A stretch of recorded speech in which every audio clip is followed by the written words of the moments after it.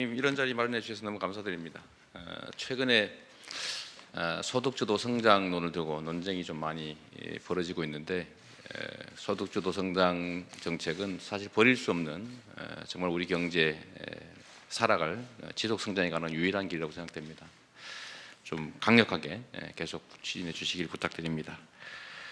생활 SOC 같은 정책들도 사실은 각 지역에 아주 세밀하게 적용되면 실제 일자리나 우리 국민들의 삶의 질 개선에 크게 도움이 되지 않을까 생각합니다. 저희는 아주 간단하게 준비했습니다. 워낙 대한민국의 공공일자리가 너무 많은데 뭐 또 만드냐 이런 얘기가 있어서 저희 통계 자료를 하나 준비했습니다. 보시는 것처럼 너무 명백해서 대한민국의 공공일자리 너무 적다. 대통령께서 이미 확고하게 가지신 생각대로 공공일자리 또는 공익적 일자리 이런 부분들을 최대한 좀 늘리는 쪽으로 좀 힘써 주시면 좋겠습니다. 그리고 말씀 여러분들이 하신 것처럼 이게 이제 정부에서 자꾸 주도하면 예산 낭비다 무슨 뭐 이런 비난이 많이 있을 수 있는데, 지방 정부로 넘겨주면 사실 그런 문제는 상당히 많이 해소될 수 있다는 말씀 제가 한번 추가로 드리고 싶습니다. 다음 페이지 좀 보겠습니다. 이게 이제 일자리를 만들 때 이제 민간 일자리 부분은 어차피 산업 정책, 기업 정책에 해당되니까 저희 생략하려고 합니다. 그런데 결국 공공 일자리 또는 공익적인 민간 일자리들을 많이 늘려야 하는데, 이게 추세상으로 많은 일자리를 한꺼번에 만드는 그런 획기적 정책은 사실 없다고 봐야 된다고 생각합니다.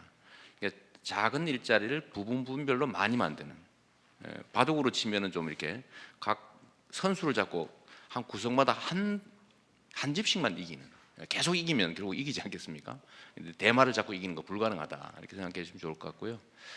또 한편으로 보면 노동시간 단축과 관련된 논쟁이 많은데, 뭐 인류 역사를 봐도 결국 기술 개발로 인해서 결국 필요 노동 총량은 줄어들 수밖에 없기 때문에 반드시 노동시간 단축을 통한 일자리 나누기 이런 쪽으로 강력하게 추진해 가야 된다 이 말씀드리고, 그래서 요거와 관련돼서 또 한 말씀만 좀 추가드리면, 예를 들면 현장의 노인 일자리와 관련된 수요가 엄청나게 많습니다. 그냥 줄을 서서 막 탈락자가 부지기수인데, 노인 일자리의 임금을 2배로 늘리는 것보다는 현재 20만 원짜리를 2배로 늘려서 대상을 늘리는 게 훨씬 효과적이다 이 말씀 꼭 드리고 싶습니다. 네, 다음 페이지 부탁드립니다. 저희는 이제 두 가지 중에서 이제 공익적인 민간 일자리, 공공 일자리는 아니고 민간 일자리인데 공익적 요소가 있는 것들 중에서 이 버스 운수 종사자 지원 문제를 저희가 한번 검토해 보려고 합니다. 법정 노동 시간을 준수하게 돼 있는데, 그렇게 하면 경기도는 지금 현재 9천 명 가까이 추가 인력이 필요합니다. 현재 상태를 유지하기 위해서도. 문제는 임금이 떨어지니까 운전자 충원이 매우 어렵기 때문에 공공 영역에서 임금을 일부 지원하면 약 9천 명 정도의 추가 고용이 가능하다. 국토부에서도 일부 준비하고 계신 걸로는 아는데, 법적 근거도 좀 마련해 주시고 조금만 지원해 주시면, 지금 현재 준공영제를 하고 있는 광역시 말고 다른 도들은 대부분 이런 문제에 봉착해 있습니다. 그래서 이 노동시간 단축에 따른 임금 지원을 정부에서 일부 부담하고, 뭐 시군도 부담하고 광역도도 부담하면 전국적으로 약 2만 명 정도 현재 상태로 필요하게 되지 않을까 싶습니다. 그래서 교통 문제를 기업의 문제로 보지 말고 복지의 문제로, 교통 복지의 문제를 좀 봐주시면 여기서 상당한 일자리 생기지 않겠냐 생각합니다. 네, 다음 페이지 부탁드립니다.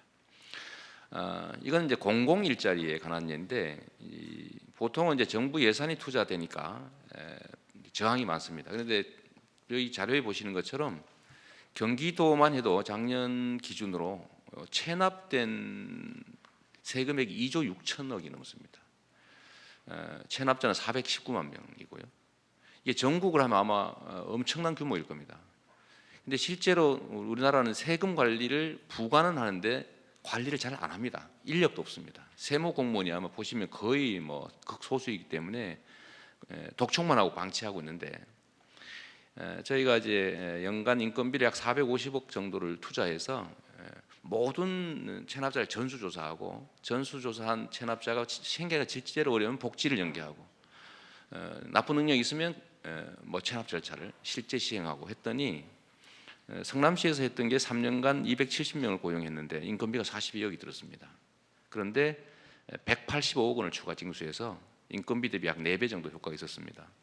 지금도 추산을 해보면 연간 450억 원을 들여서 2,500명 정도로 고용하면 1,100억 정도가 추가 징수될 걸로 생각이 되기 때문에 이렇게 하게 되면 일단 조세정의 실현에 도움이 됩니다. 세금 안 내는 사람이 맨날 안 내고 있습니다.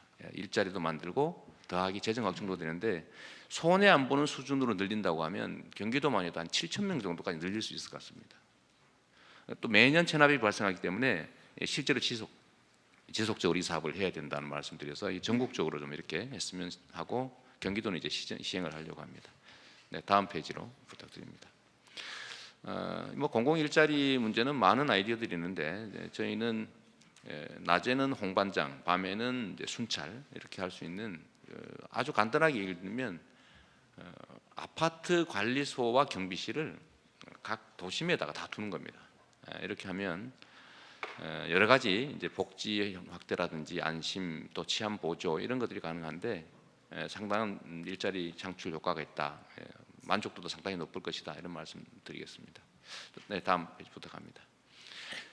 저희가 정책 제안으로 자주 말씀을 좀 드렸는데 지역 화폐를 좀 전국 단위로 확대하면 좋겠다는 말씀 꼭 드리고 싶습니다.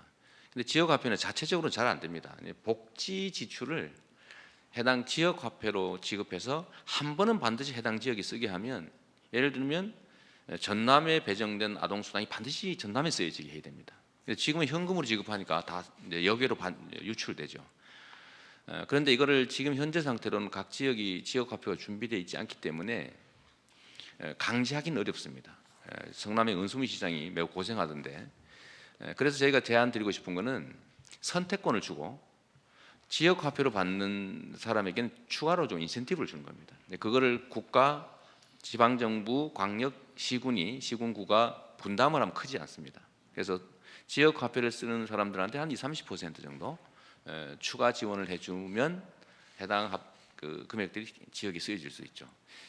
이 지역 화폐 문제는 실제로 영세 자영업자들에 대한 아주 큰 대책이 되기도 합니다. 매출이 실제로 증대됩니다. 아주 소액으로 효과가 있다는 건 이미 연구상으로 증명되기 때문에 골목도 살리고 지방도 살리고 영세 자영업자 대책도 되고 하기 때문에 이 부분에 좀 관심을 좀 많이 가져주시면 좋겠습니다. 네, 다음 부탁드립니다. 우리 경기도 문제이기도 하고 대한민국 경제 전체의 문제이기도 한데 대통령님께서 지금 추진하고 계시는 평화경제 이건 우리 경기도 입장에서 매우 중요한 일이기도 합니다. 통일경제특구는 뭐 정부에서도 연구를 해 보셨을 걸로 생각됩니다만 경기도 자체 연구 결과에 의하면 100만 평을 조성하면 약 7만 3천 개의 일자리가 생겨난다고 합니다. 그래서 정부의 통일경제특구 또 평화경제, 동아시아 철도 공동체 이 추진에 대해서 전적으로 응원드리고 또 경기도 입장에서는 매우 중요한 일이기 때문에 꼭 됐으면 좋겠다 이 말씀 드리고 싶습니다. 뭐 정리 말씀을 좀 드리면 좀 어렵겠지만 경제의 체질을 개선하기 위해서는 소득주도 성장은 반드시 필요하고 특히 우리 대통령님께서 존경하는 인물이 루즈벨트라고 제가 알고 있는데 대공황 때 결국 어떤 정책을 취했느냐 경제의 순환이 멈추었을 때 또 독점이 됐을 때 어떤 현상이 벌어졌고 대응책은 어떤 건지는 이미 역사적으로 증명된 것 같습니다. 그중에 핵심이 그야말로 소득주도 성장이라고 보여지기 때문에 힘내시고 강력하게 밀어붙여서 구조를 좀 바꿔주시면 정말 좋겠습니다. 네, 감사합니다.